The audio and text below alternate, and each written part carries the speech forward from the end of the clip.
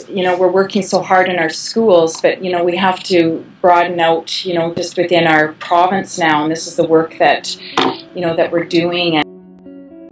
To speak really quickly on Powerful Learning Practice, it's a professional development organization and a model really for professional development that's specifically around job-embedded PD.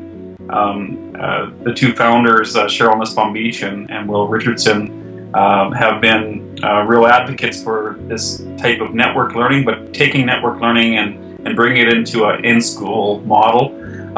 What's really significant about that particular approach is they're looking at what they call a three-pronged approach, where they look at existing PLC or professional learning communities, communities of practice, which comes from Laban Wenger's work, which really looks at communities forming around shared interests, and the whole idea of personal learning networks, which is really kind of a new phenomena, which really kind of looks at how people look beyond their school districts to connect in different ways through networks, things like Twitter and Facebook and that sort of thing. So in Saskatchewan, there's actually there are 3 school districts that are with Powerful Learning Practice. There's Saskatoon Public, there's Good Spirit School Division, and there's Prairie South School Division. And so we're actually working with, those 3 districts are working with groups from Alberta, and they're actually, and also with groups from Ontario. So it's kind of neat, like that doesn't happen very often, where you actually have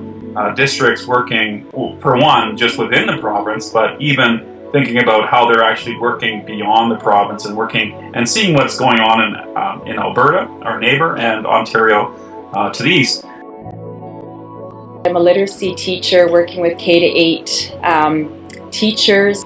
I guess I would call myself emergent in technology. I'm trying to learn the tools, what would work well in our role, and it's been really supportive in that way, and it's helped me be able to connect and collaborate with other like-minded professionals, and then being able to work within the NING, and now be able to have the confidence to move without it into more of a global connection and collaboration with other individuals.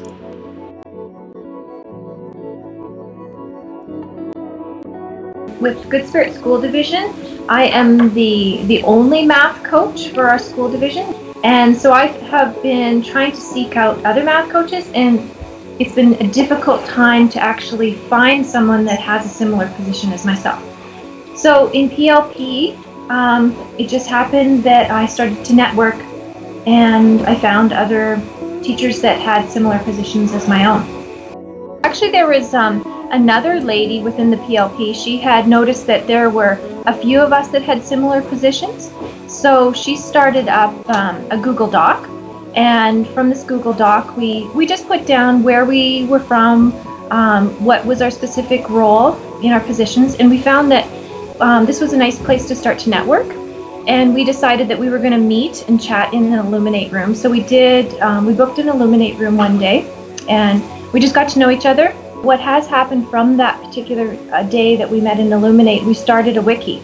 And we thought that it would be important that we worked smarter and not harder by providing professional development. So the wiki was a tool for us to share some of the presentations that we've already created.